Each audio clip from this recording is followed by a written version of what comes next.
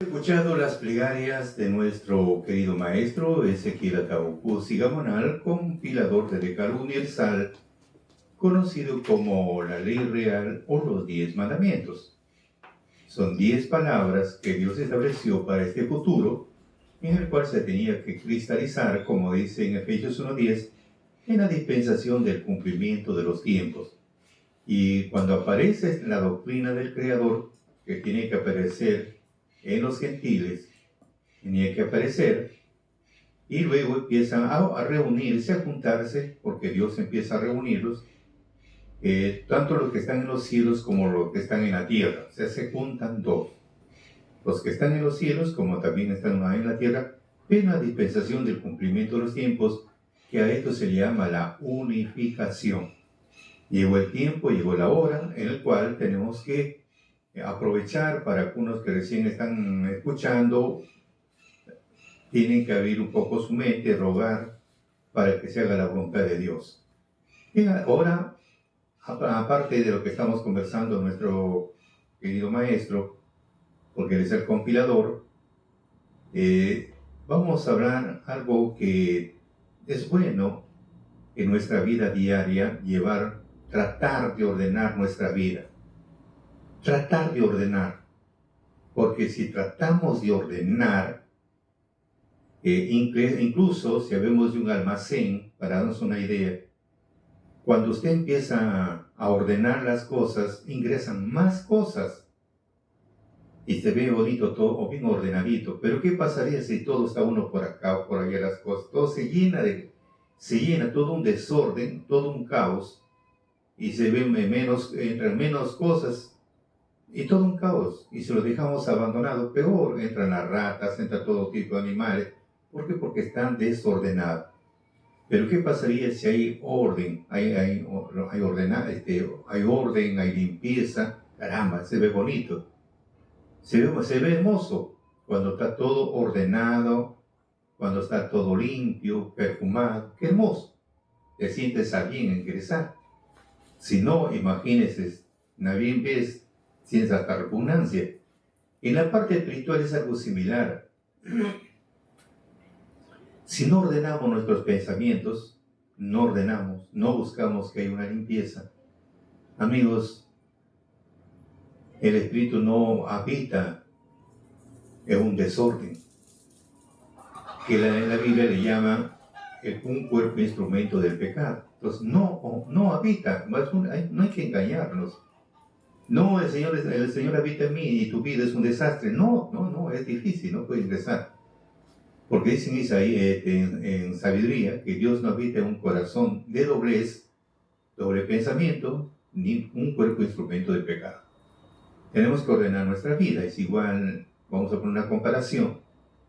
Tenemos un vaso de cristal, quiero beber agua pura, quiero beber, pero si el vaso está sucio, no va a tomar, se le quita hasta la sed, no lo va a tomar usted. O quiere usted, digamos, participar, pues, un plato de segundo, hablemos así, un potaje, pero el plato está sucio, la cuchara está sucia, ¿participaría? No va a participar, le da asco. Y algo similar es en la vida espiritual. Si no limpiamos el corazón, no limpiamos nuestro vaso, amigos, difícil, el agua que representa el espíritu no va a estar. Por eso, amigos, la recomendación siempre es tratar de ordenar nuestra vida, tratar de ser disciplinados, tratar de ser ordenados, así. Y si hacemos estas cosas, Dios habita y vivimos también en paz con nosotros mismos. Así como dice haber hecho un almacén, caramba, da gusto ingresar, contemplar, aún puede seleccionar cada cosa en su lugar, caramba, se siente bien, y alguien que lo visita se siente bien. Esa es la forma. Entonces acá tratar de buscar que ordenar nuestra vida, tratar de ordenar nuestros pensamientos, equilibrar nuestros pensamientos. Eso tenemos que hacer. Hoy, por ejemplo, vamos a hablar que el brillo que generas molesta a los que viven en la oscuridad. ¿Ah? El brillo que generas molesta a los que viven en la oscuridad. A esto se trata, amigos, de la envidia. Si la gente te envidia, Si la gente te envidia, ¿por qué te tienes que preocupar? Quiere decir que vas por buen camino. Lo que provoca envidia no es el dinero, no es el auto, la buena casa que tienes. A veces el envidioso tiene eso y más todavía tiene.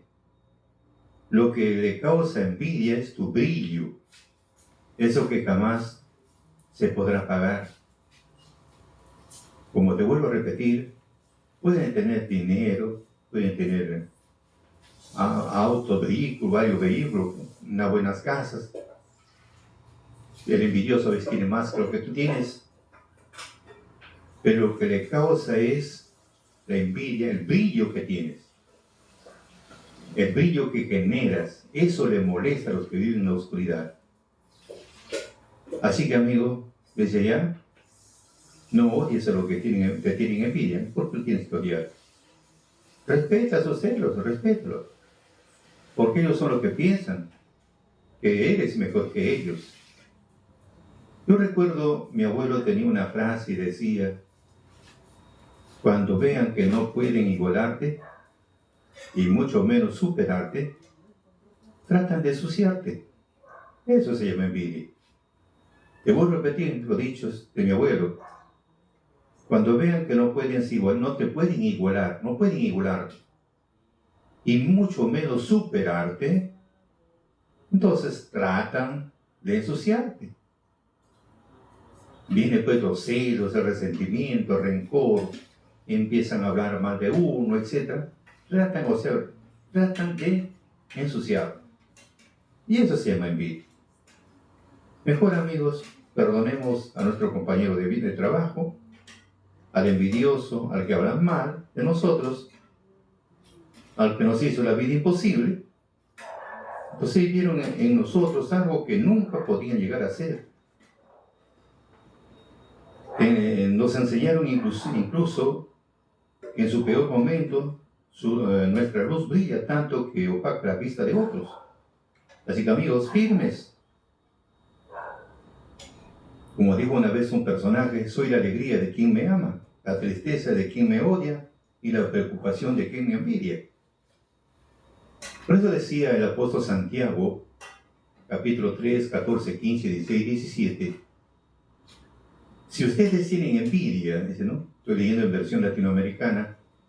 Si ustedes tienen envidia, tienen egoísmo en el corazón, no se sientan superiores. Eso es mentira. Una sabiduría así no viene de arriba. Esa sabiduría viene de la tierra. Porque donde hay envidia, donde hay ambiciones, habrá desorden y acciones malas de toda clase. Entonces, ¿por qué, amigo? ¿Por qué? Entonces, ¿por qué envidiar? ¿Por qué? ¿Por qué ese egoísmo, esa ambición del corazón? ¿Por qué sentirse superior a los demás? ¿Por qué sentirse superior? ¿Por qué ser como el pavo real, que un momento sale bonito su plumaje y después... Y eso es mentira. Porque si fuera una sabiduría de lo alto, es diferente. Este es algo terreno, algo que viene, digamos, de nuestra propia carne. Porque la sabiduría que viene de arriba es diferente, es pura, es pacífica, no es violenta, es indulgente, es bondadosa. Si te hacen un mal, le haces un bien. Si empiezan a hablar mal de ti, que te maldicen, que si maldecir significa decir mal, habla mal de ti, tú los bendices, te compadeces y empieza a producir buenas obras. Eso es cuando tiene la sabiduría del alto. Así, queridos amigos, hagamos un giro en nuestra vida. Hagamos un giro. Vamos a encontrar muchas cosas. Hay que sentirnos felices si nos envidian. Al contrario, nos hacen más importantes incluso. Por eso decía el apóstol Santiago 4, 1, 2 y 3, ¿de dónde vienen las guerras? ¿De dónde? ¿De dónde vienen los conflictos entre ustedes?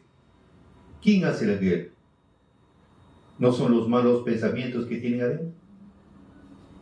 Ustedes codician lo que no tienen y entonces matan. Ese es el problema. Codician algo que no tienen, entonces discuten y pelean. Por eso amigos, tenemos que hacer un giro. Dejemos eso. A veces uno piensa, materialmente estamos pensando, codiciamos, viene la codicia, porque dice, hablamos en el 10º mandamiento, no codiciarás primero la casa de tu prójimo. Déjalo que si tiene 4 o 5 pisos, déjalo que sigue teniendo más incluso. Lo importante es que ese hombre sea feliz. Si tiene su hogar, que vivan una felicidad única en su hogar, una comprensión única, disfruten la vida. Pero si no disfrutan, tristes son ellos. Tendrán riqueza material, pero no hay otra cosa. En el fondo son la tristeza única y dan pena. Entonces, nos llena de compasión, porque le falta algo, que es la parte espiritual que nosotros tenemos. Porque una vez que tenemos la parte espiritual, hay un equilibrio. Acá viene un equilibrio entre el bien y el mal. Ese es un equilibrio. Una vez que tenemos el equilibrio, sí, es como lo podemos decir, es como un matrimonio. Cuando el hombre está solo, busca una mujer y la mujer busca un varón, entonces se junta en matrimonio, ya pues es el complemento. Y en la vida espiritual es la carne y busca el espíritu. Y cuando se junta el espíritu y la carne, entonces recién hay un matrimonio, hay un complemento recién y vive en paz consigo mismo. Entonces, es buscar la parte espiritual. Eso es buscar y tratar de encontrarse a sí mismo, que le llama encontrarse a sí mismo. Buscar esa paz que el hombre lo busca a paso agigantado. Como te vuelvo a repetir, puedes tener mucha riqueza, pero si no tienes paz contigo mismo, vives afligido, nervioso, ¿qué, amigo? Entonces, ¿de qué? Por eso dice, ustedes codician lo que no tienen, entonces matan. Codician algo que no tienen, entonces discuten y pelean. En realidad ustedes no tienen porque no piden. Entonces Dios es el que da la riqueza. Y si piden algo no lo consiguen porque piden con mala intención de derrocharlo después en sus placeres. Eso. Y como una vez un amigo me preguntó, ¿hay que orar por el mundo para que no vengan las plagas? Yo diría que sí, hay que orar que vengan las plagas. Porque gracias a las plagas el hombre busca a Dios de verdad. Si no, no existe Dios para el hombre. Entonces eso es, amigo, porque el hombre sin Dios no es nada. No es nada, valora la vida, se valora a sí mismo, valora a los demás. No pasa por el mundo inadvertido, ya no, diferente. Por algo dijo Albana Paganini, que es una psicóloga uruguaya, puede ser un problema si la persona se siente frustrada y no puede desarrollar su vida, se siente tomada por esa amargura. Los ojos del envidioso siempre están puestos afuera. No puede ser al mismo tiempo envidioso y infeliz al mismo tiempo. No se puede.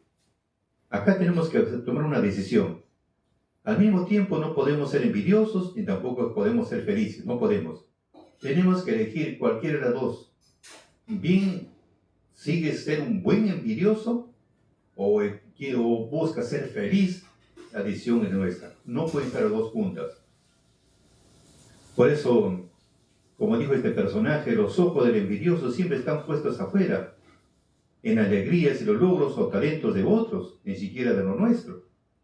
En lugar de mirar en su interior y apreciar lo que tiene, eso no lo hacemos. Más estamos preocupados en los otros, cómo lo hacen, y no te preocupas en ti. Por esa causa, uno es frustrado. Por eso lleva una vida amargada. Por eso. ¿Por qué piensan otra cosa? Ven ahí, no, pero si mira cómo es esto, ahora entró al gobierno, mira lo que tiene. Su habilidad, pues. Pero lo importante es que tú tienes que trabajar y ser feliz lo que tienes. Y disfrutarlo, lo poco que tienes. Disfrutarlo, lo que tienes. Como decía nuestro maestro, el israelita es para que tenga plata a montones. Cuanto más dinero tiene, más debe servir a Dios. Acá no. Más tiene dinero, más te aferras al dinero y tu Dios se convierte en el dinero. Por eso decía nuestro Señor Jesucristo, bien sirven a Dios o a Dios Mamón. O sea, mamón significa dinero. Entonces, dos cosas, te decides, acá hay que decidirse. Ser envidioso o ser feliz. Y los dos al mismo tiempo no pueden funcionar. Tienen que ser separados. Porque en el fondo, ¿por qué le digo disfrutarlo? Porque una vez que partimos no llevamos nada. ¿De qué le sirvió, como es el rey Salomón, de qué le sirvió tanto soplar al viento? Desnudo vine a este mundo, desnudo me voy. O como dijo este personaje Alejandro Magno, que es antes de nuestro Señor Jesucristo. Como dijo Alejandro Magno, cuando lo envenenaron, faltando 2 días o 3 días creo para que cumpla 33 años para su cumpleaños, antes de que cumpla los 33 años, lo envenenaron. Bueno, dice la historia. Y antes de morir, lo reunió a sus generales y les dijo, quiero que me cumplan 3 deseos. 1, una vez que me muero, mi cuerpo lo lleve cargado los mejores médicos al lugar de mi descanso eterno. 2, mientras van trasladando mi cuerpo al lugar de mi descanso eterno, en el camino que lo arrojen el oro, la plata y piedras preciosas. Y 3, que mis manos vayan flotando sobre el cajón. Y luego le dio una respuesta, le dijo, quiero que me carguen los mejores médicos para que todos se den cuenta que los mejores médicos no pueden curar las peores enfermedades. 2, que mientras trasladan mi cuerpo al lugar de mi descanso, que arrojen el oro, la plata y piedras preciosas para que todos se den cuenta que todo lo que se conquista en la tierra, todo se queda acá en la tierra, no se lleva nada. 3, que mis manos vayan flotando sobre el cajón para que todos se den cuenta que nada traje en mis manos y nada llevo. Entonces, esa es la base que tenemos que hacer. Todo lo que conquistamos en la tierra, todo lo que conquistamos acá en la tierra, todo se queda en la tierra. Todo. No llevamos nada. Lo único que irán con nosotros son nuestras buenas acciones. Lo resto no. Le voy a contar una anécdota talmúdica de los sabios judíos. Escribir hacer una anécdota judía en el Talmud, en el Midrash también se encuentra. Dice que un hombre tenía 3 amigos. Tenía sus hijos, su dinero y sus buenas obras. Y cuando estaba al borde de la muerte, lo reúne a sus hijos y le dice, hijos míos, rueguen por mí, por favor, para no partir al más allá. Y uno de los hijos se presenta y le dijo, padre, escrito está en Eclesiastés 8:8, no hay poder para retener el espíritu el día de la muerte. Así que, padre, anda en paz. Al no encontrar el apoyo de sus hijos, le dice a su dinero, por favor, apóyame, no me dejes partir al más allá. Y el dinero también le dice, también está escrito en Proverbios 11:4, el dinero no vale en el día funesto, así que te vas en paz. Entonces, al no encontrar solución, apoyo por parte de sus hijos, no hay apoyo por parte de su dinero, le dice a sus buenas obras, por favor, apóyame, no me dejes partir el más allá. Y las buenas obras también le dice, escrito está en Isaías 58:8, tu justicia irá delante de ti. Pero sí recuerdo una cosa, cuando estés cuando estés en el Tribunal Supremo, nosotras, tus buenas obras, sacaremos cara por ti. En el fondo, queridos amigos, nuestros hijos no van a sacar cara por nosotros. Nuestro dinero tampoco, sino nuestras buenas obras, nuestras buenas acciones. Cuanto más buenas acciones tengas, estás acumulando riqueza. Y en el día del día, ellas darán cuenta, nos ayudarán en nuestra sentencia. Por eso, queridos amigos, ¿por qué digo nuestra sentencia? Porque todos tenemos que rendir cuentas de todo lo que hemos hecho. Como dice también una anécdota judía, contra nuestra voluntad nos engendraron, contra nuestra voluntad hemos nacido, contra nuestra voluntad vivimos, Contra nuestra voluntad tenemos que partir. Y contra nuestra voluntad tenemos que rendir cuenta de todo lo que hemos hecho. Entonces, queridos amigos, acá viene el punto. Tenemos que rendir cuenta de todo lo que hemos hecho. Por eso es muy bueno. ¿De qué sirve tanto la envidia en algo pasajero? Mejor busquemos, envidiemos, sí, a esos hombres que hicieron bien, esos hombres que florecieron, tratar de imitar, sí. Tenemos a nuestro Mesías, que es el más popular. Hablamos de nuestro Mesías. ¿Por qué no imitar sus buenas acciones? Imitarlo, así ir por ese camino. Por eso, amigos, tenemos el ejemplo de Saúl, por ejemplo, para darnos una idea de lo que estoy mencionando. Cuando Saúl, por una desobediencia, le costó el trono, por una desobediencia, aún 12 desobediencias, pero la segunda fue más notoria. En la segunda es de que Dios le ordenó que al rey Sajón lo tiene que liquidar con todos lo tenía que liquidar, porque ellos impidieron el pase a la tierra prometida, le enfrentaron. Entonces, y él dijo bien claro, desaparece.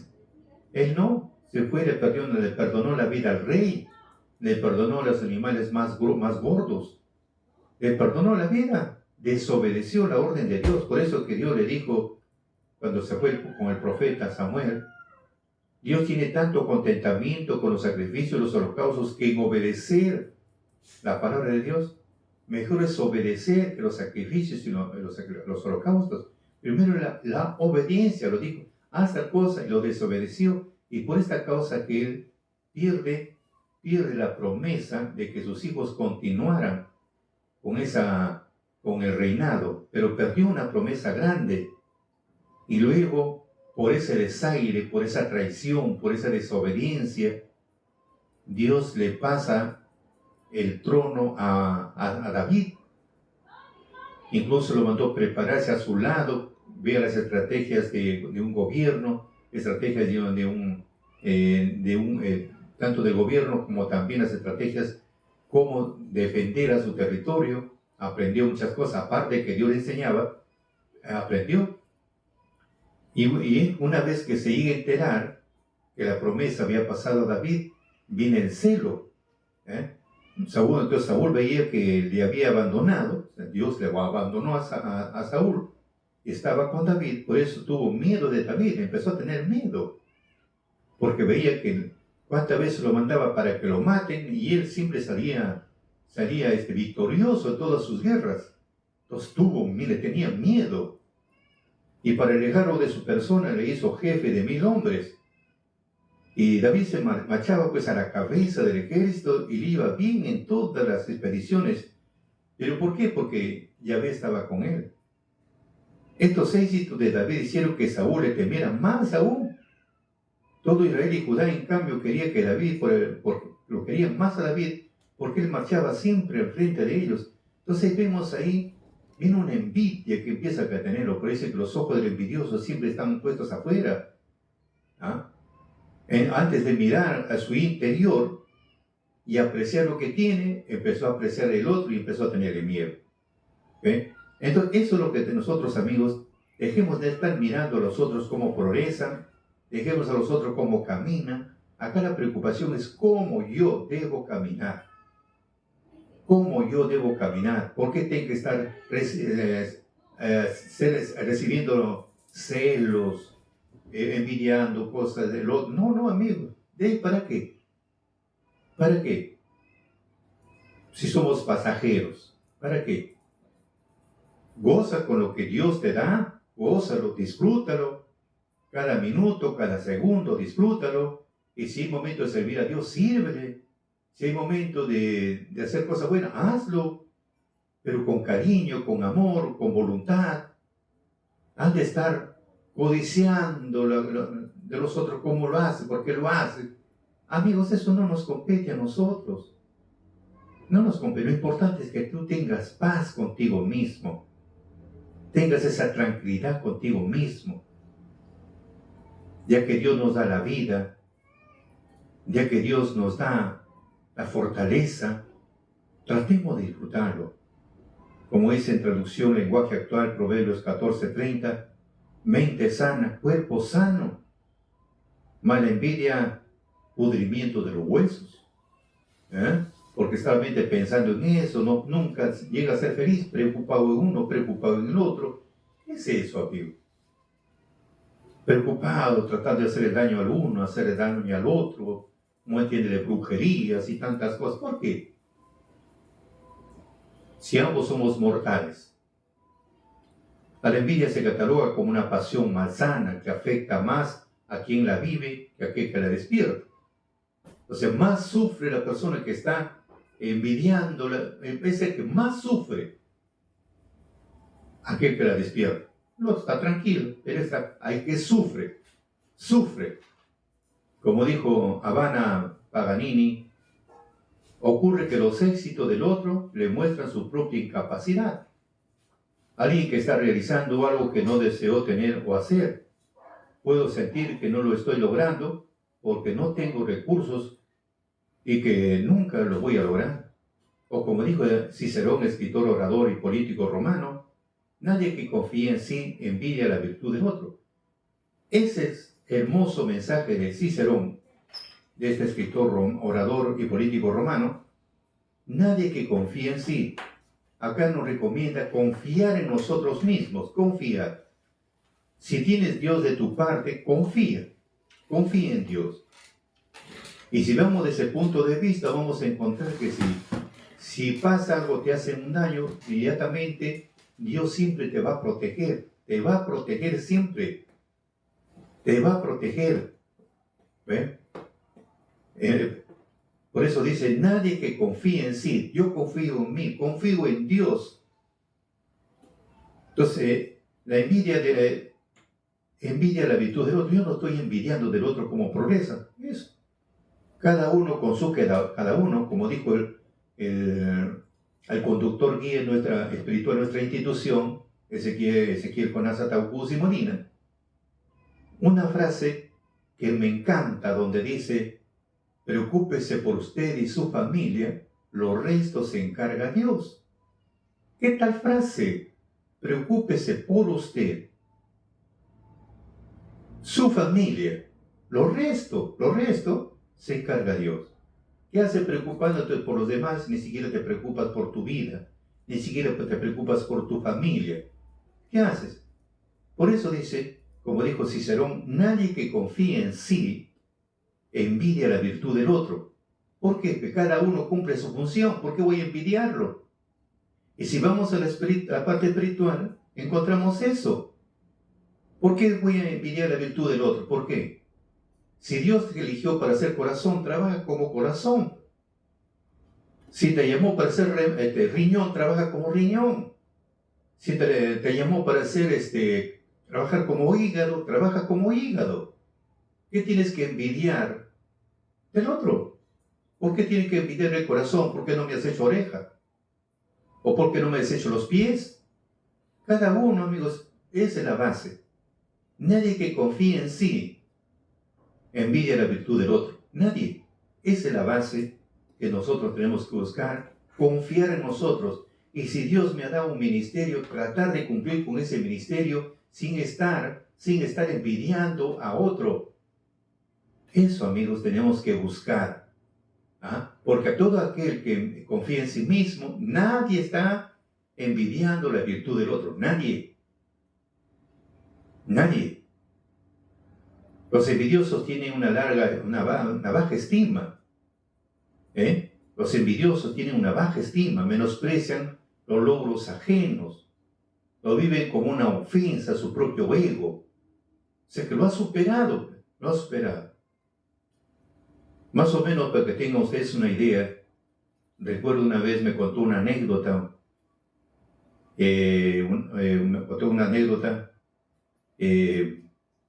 una amistad, donde le dijeron que tú eras una monstrua. Tú eres una monstrua, le dijeron así. Y una vez hemos tenido oportunidad de encontrarnos y me dice, Así me han dicho. Fulana de tal me dijo que soy una monstrua, que yo, Santos Salazar, había fabricado una monstrua. Y yo le digo, mira hija, vamos a analizarlo. Antiguamente había una propaganda de una academia X que en la computación sacaba monstruos.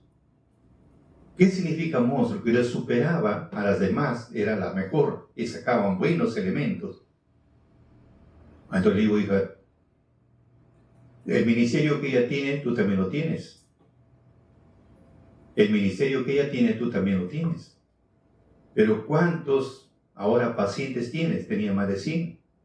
Y la otra, bueno, pues ya, todos los días ya pone 15 o 20 diario. Y tú un solo día tienes 115. ¿Lo has superado o no lo has superado? Eres una monstrua.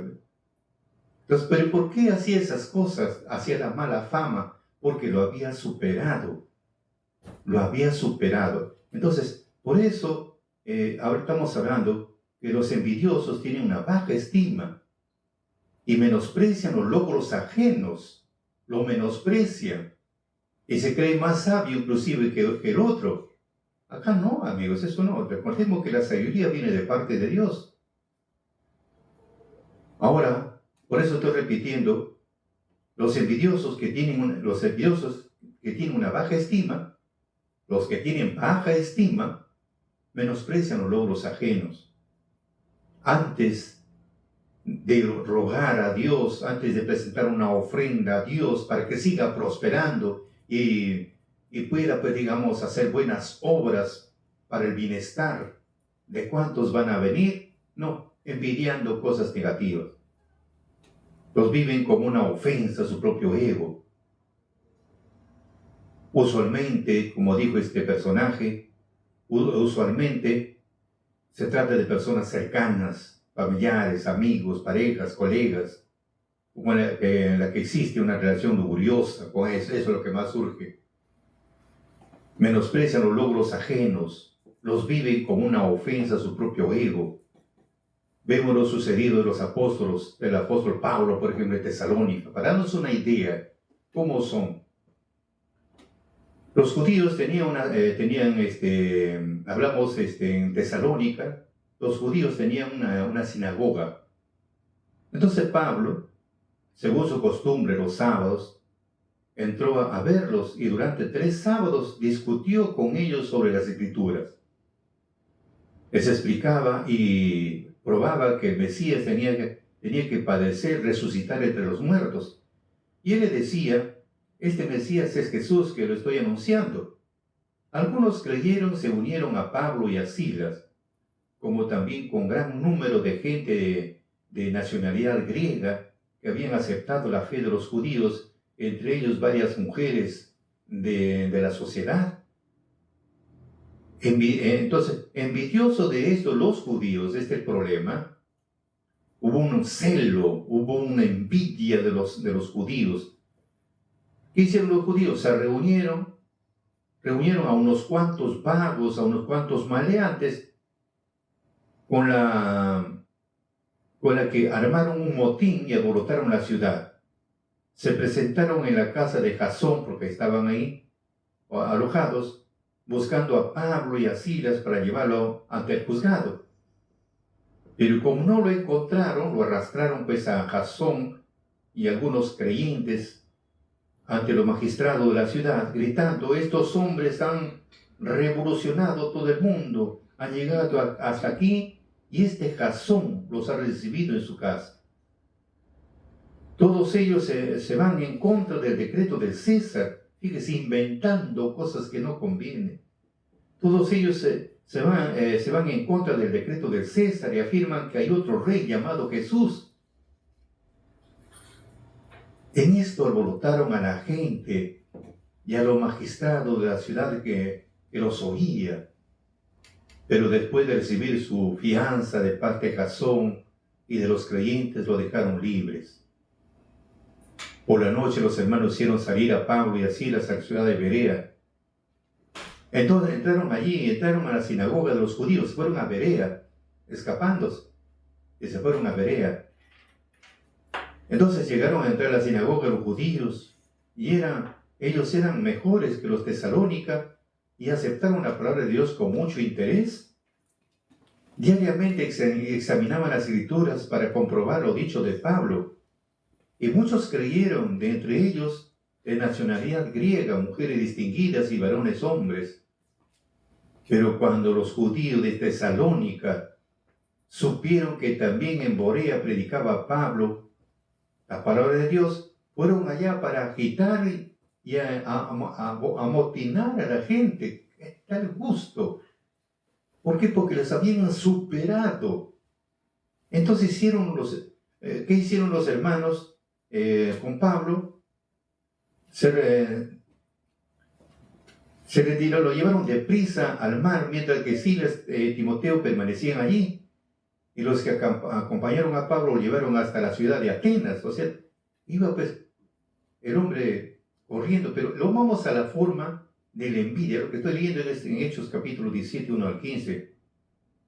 Cuando los hombres estaban llenos de envidia, menospreciaban todo, sea bueno, sea malo, pero ¿qué tal envidia? Esa es la forma, amigos, todo lo que está pasando, pero no, eso es lo que pasa hoy en estos días. La envidia, como lo ha superado, están hablando de un Mesías, están hablando de otra cosa, y meten la cizaña que no. ¿Por qué? Porque los han superado. ¿Y por qué sentir esa envidia? ¿Por qué? ¿Por qué, amigos? ¿Por qué menospreciar las cosas ajenas? ¿Por qué? Como dijo Cicerón, el que no confía en sí, porque si tuvieran esa plena confianza en sí y teniendo Dios en su corazón, no tienen por qué envidiar la virtud de nadie. Por eso, amigos, es importante lo que estamos mencionando. Por eso decía el rey Salomón en su Proverbios 27:4, versión Dios habla hoy: la ira es cruel, el enojo destructivo, pero ¿quién puede enfrentarse a la envidia? ¿Quién? Ejemplo tenemos de los hermanos de José. ¿Quién podía enfrentarse a esa envidia? Todo es una locura. Por eso que vemos algo interesante, lo que estamos mencionando el día de hoy. En el caso, por ejemplo, de José, esa locura, esa envidia llegó hasta la locura de quitarle la vida. Pero como todo era un plan de Dios, pero más mirando el otro sentido, porque todo fue un plan de Dios, que los hermanos lo vendan, vayan a vivir en Egipto, y también, como dice en otra parte de la Escritura, que los golpes te purifican para bien. Porque cuando en esos golpes te acuerdas más de Dios y Dios te está purificando, solamente tener un poco de paciencia.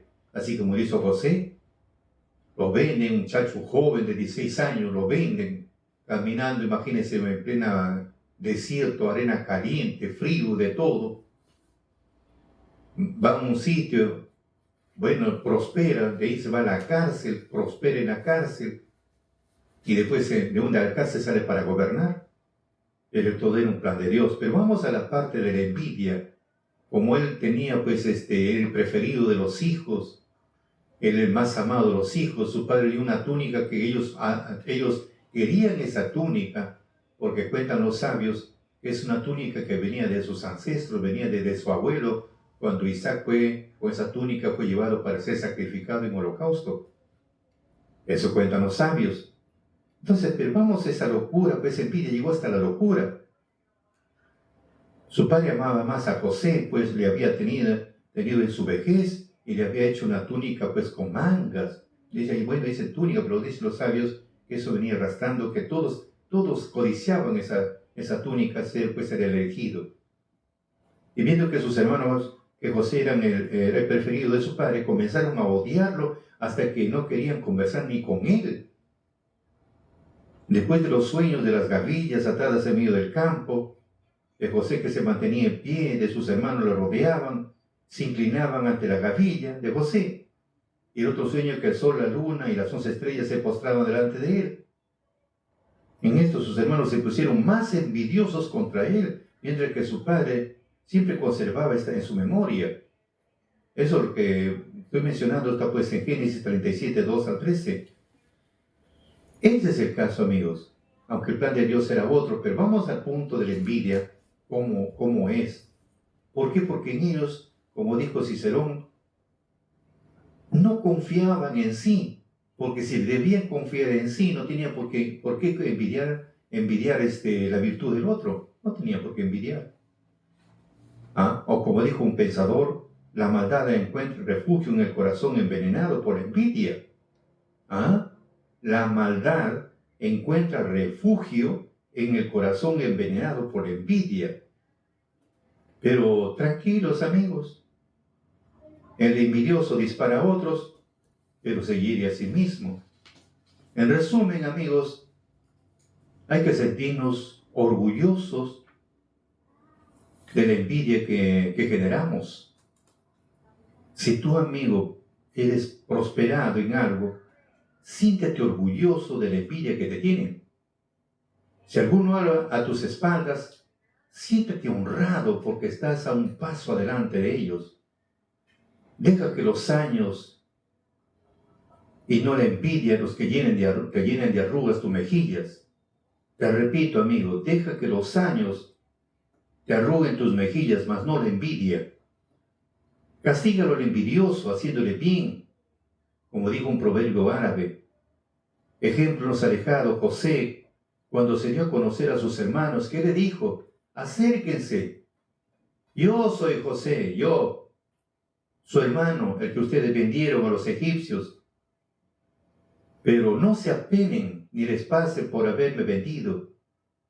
No se apenen ni les pese por haberme vendido. Dios me envió delante para salvar la vida. Dios me ha enviado para asegurar la soberanía de su descendencia en el país y salvar la vida a muchos de ustedes. No fueron ustedes, sino Dios el que aquí me envió. Él me ha hecho familiar de Egipto, dueño de su palacio y gobernador de todo Egipto.